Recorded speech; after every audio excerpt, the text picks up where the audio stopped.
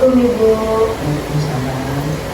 Sebelumnya perkenalkan, nama saya Tawat Aisyah Sari. Jadi di sini saya akan melakukan penyuluhan terkait penyakit diabetes mellitus.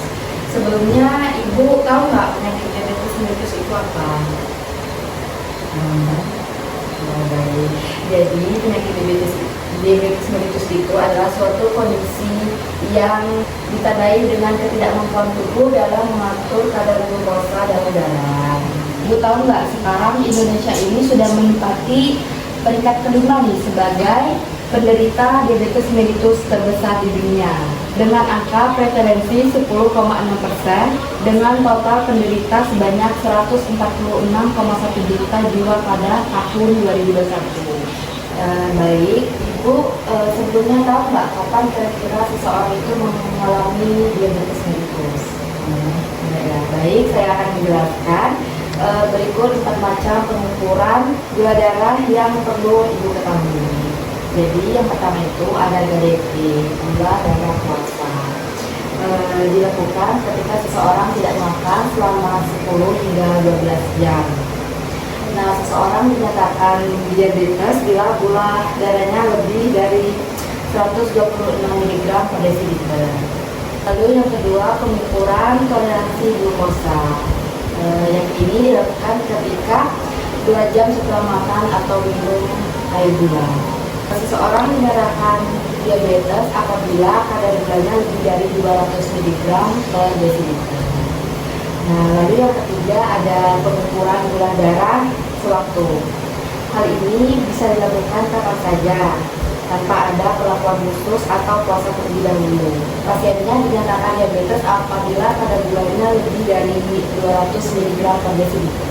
Lalu yang terakhir itu adalah pengukuran HbA1c. Nah, ini dilakukan setiap 3 bulan sekali untuk melihat kadar gula yang berkaitan dengan hemoglobin pada darah.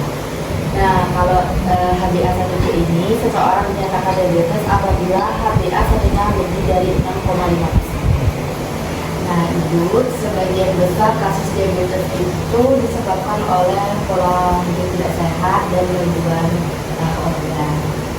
Seperti pertama itu keturunan atau genetik. Yang kedua, terlalu banyak konsumsi makanan tinggi gula atau karbohidrat. Yang ketiga, kerusakan pada pankreas. Dan yang terakhir itu obesitas atau kegemukan. Pada diabetes mellitus itu terdapat 2 tipe nih. Yang pertama tipe 1 dan tipe 2. Untuk tipe 1 itu terjadi karena ketidakmampuan pankreas dalam menghasilkan insulin akibat autoimun pada umumnya disebabkan karena faktor genetik atau keturunan. Nah, lalu selanjutnya tipe kedua nih.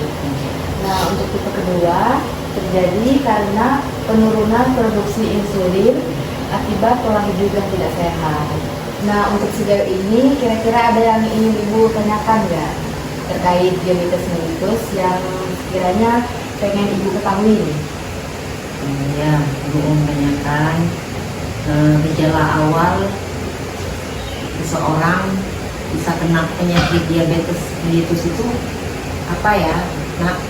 Nah, bagus banget tuh pertanyaan Ibu. Saya izin jawab ya, Bu.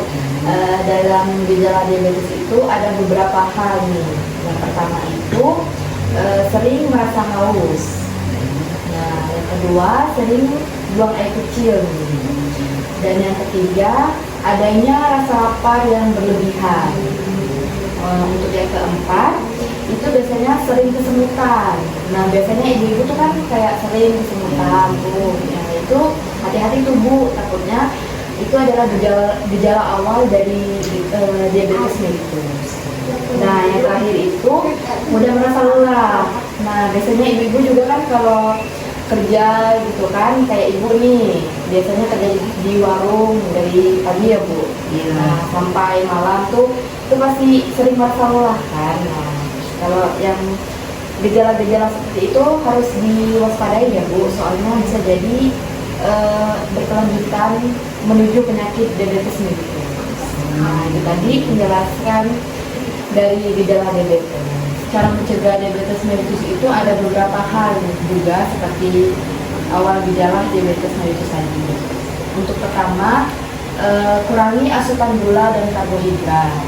Lalu yang kedua itu dengan cara menjaga pola makan yang teratur. Nah, lalu yang ketiga, rajin mengonsumsi air putih serta mengelola stres dan tidak merokok. Terakhir dan tidak kalah penting dengan berolahraga secara teratur.